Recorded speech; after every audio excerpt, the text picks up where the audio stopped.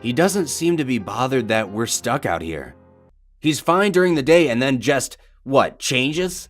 Does he have some type of an illness? It happens so suddenly. And just looks at us. Stares at us. Through the windows.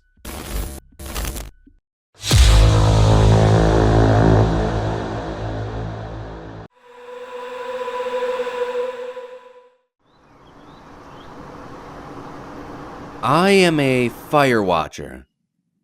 Upon moving into my station, I found the following pages typed on my desk. I am not the author of the following. I am transcribing exactly what I found. Dated 1989. I've been located here for 185 days, according to my calendar. I'm stationed up in the northwest of the United States with two other guys, Clark and Thomas. 185 days. That's 5 days longer than our stint here should have been. Normally, they rotate us out every 180 days. We were supposed to be picked up by helicopter 5 days ago, but it still hasn't come. I started writing this logbook, journal, whatever, because we're overdue for our evac. Or so we think. Maybe we messed up the calendar somehow. It's possible. Our main radio stopped working on day 179. Get up! I see smoke! Bleary-eyed, I saw Clark standing over my bunk. I could see the orange slits of light reflecting on his torso, signaling to me that it was the early morning. Come on, Teddy, get up! Smoke! Smoke, huh? I said, still half delirious. Yeah, smoke. A really small stream of it, maybe a mile southeast. His eyes were wide and brighter than the sunlight on his uniform. I pulled myself out of the bottom bunk and wandered over towards the window. I didn't even need my binoculars to see the small sliver of smoke creating a shadow in the early sun's light. In 185 days, it's only the second time we've seen a potential fire. For those of you who don't know what a Firewatch tower looks like, it's basically a wooden cabin, elevated about 100 feet in the air. Ours has a staircase that wraps around the structure beneath the cabin. I'm pretty sure other towers use ladders, but that's besides the point. Clark and I bunk up in the watchtower. We have a small little kitchen, our bunk bed, and a 360-degree view of nothing but woods. Thomas sleeps in the tiny little cabin at the base of our tower, which is also where our main office is. Office may be too loose of a term.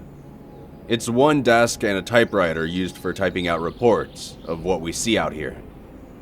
I rubbed my eyes and looked over to Clark. All right then, let's go check it out. No way, Teddy. Are you crazy? He replied immediately. Clark has been afraid to go out past the outhouse since day 180 passed. He's afraid that a helicopter will come, and he'll miss his chance to be rescued. Rescued, Clark would say. But are we in danger? Did we miscalculate the number of days we've been out here? We still have plenty of food. Did they forget about us? Has the apocalypse come and gone and we don't know because we've been so isolated? Okay, fine, you big baby, I said. Radio down to Thomas and let him know. He should be awake by now. Our main radio back to base isn't getting any sign of life from anywhere. And if it isn't receiving from anywhere, we assume that we aren't being heard from anywhere. Luckily, we still have our own short-range walkie-talkies to communicate with each other. Clark took out his walkie. The crackling static filled the tower before he pressed the button. Tom. Hey, Tom. There's some smoke about a mile southeast. Can you go check it out? A few seconds passed before Thomas responded. After I finish wiping my ass, I'll go check it out. Unless you want to come down here and help me with that, eh, Clarky? Thomas, the oldest of us, was always picking on Clark, the youngest. He doesn't really dislike Clark, it's just he's easy to pick on. He's a 23-year-old college dropout. I think he studied accounting or finance or something on his parents' dime. I don't think he left college to be a professional firewatcher. No, I think he left to come out into the wilderness, to be alone, and to take a retrospective look at his life to decide what he really wants to do. You only sign up for 180 days of isolation if you're crazy, or if you want to get away from something. I'm not too sure which category Thomas falls in. He's a cryptic brute of a man. His picture is probably in the dictionary next to lumberjack. He's pretty quiet unless he has a joke to tell or something important to say. Either way, when he opens his mouth, I listen. As for me, well, it's not really important why I'm out here. Heading out now, Clarky. Thomas radioed. Clark and I watched Thomas begin his trek into the tree line until we could no longer see him. Clark cocked his head towards mine. "Teddy," he said to me, "Thomas has been acting different. Weird." I didn't expect him to be so blunt, but I had noticed as well. I knew Clark was aware of it, but this was the first time we actually spoke about it. "I'm aware," I replied curtly. "He doesn't seem to be bothered that we're stuck out here," Clark mentioned. "We don't know if we are stuck out here. We could have scratched the dates off wrong. You know, like we thought we didn't scratch a day off yet, but we really did. So we accidentally scratched off the next day too," I reasoned. "Yeah, I guess," Clark said softly. I knew what he was going to say next. "At night, though," he whispered. "Would you give it a rest, Clark?" "Come on, Teddy. It's messed up. He's fine during the day and then just, what, changes? Does he have some type of an illness? It happens so suddenly." "Maybe he does. So what if the guy goes out at night to stare at trees?" I joked. "Trees? Stare at trees?" Clark questioned. "I know you've seen it.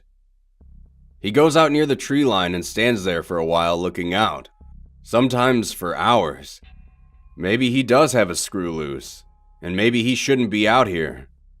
But I don't think it's the best idea to bring it up to him when we are trapped out here with him, especially if he is insane." Silence fell between us before Clark responded. I didn't know he stares out at the forest," he said to me in a soft voice, and eyes wider than when he woke up this morning. "Oh. Wait, what? What were you going to say?" At night," he stammered. "He comes up the stairs." I looked over to our half-open door leading out into the staircase, letting a cool breeze in. What? What? He comes up the stairs and just looks at us, stares at us through the windows. Thomas left to go check out the smoke about an hour ago. The smoke seems to have vanished, so I figured he handled it. Clark spends his days using our walkie-talkies, trying every station possible to alert anyone nearby. I just watch the forest. It's 11:30 p.m. Thomas isn't back. He left at about 7 a.m. He hasn't answered his radio. Tomorrow will be day 186. We do not know if Thomas is okay, and one of us will more than likely have to go check the woods tomorrow. And since Clark is a big old scaredy cat, it'll probably end up being me. More disturbing, though, is what Clark told me a few minutes ago, and it's the reason I went down to the office to type this. I was leaned back in the swivel chair, spinning slowly, making sure there were no lights or fires in the dark expanse of trees, and wondering where Thomas was. He must have been hurt. Even if he was lost, he'd reply on his walkie. Clark stopped my chair mid-spin and mid-thought. Before I could protest and ask what the hell he was doing, he spoke. "Listen, I need to tell you something I've been thinking about recently. It's eating away at me." I wondered if this had to do with Thomas. "Okay, Clark," I said. "I'm all ears." "Look, it's going to sound crazy," he warned. "I bet I've heard crazier," I said, trying to put him at ease. He took a long yet stuttered inhale, then spoke. "I don't remember coming out here." My facial expression didn't change, and it looked like he was waiting for a reaction, so he repeated what he said once more. "I don't remember coming out here. Do you? Do you remember applying for this job? Do you remember being interviewed? Or even being flown out here?" At first, I was almost amused. Then, as he asked those questions, I froze. I didn't remember. He continued.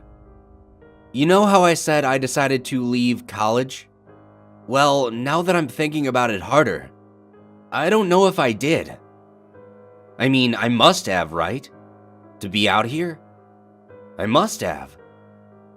But all I can remember is my last day of class for the semester, and then I was here. I don't remember anything between coming home after class and meeting you and Thomas." I was listening to Clark, but it probably didn't show. I was still, expressionless, motionless. I couldn't remember coming out here. I've tried, and I'm still trying. Thomas is missing in the woods. Clark and I are losing our minds or something else. Either way, I can't explain it yet. There are more pages scattered about, but I haven't figured out the order yet. Some are ripped, and some are faded beyond recognition. But there is a more pressing and imminent problem at hand. About 30 minutes ago, I met Gary and Harold. We have been stationed out here for the next 180 days. I don't know whether or not to tell them about what I found. And I don't know whether or not to tell them that I don't remember coming out here.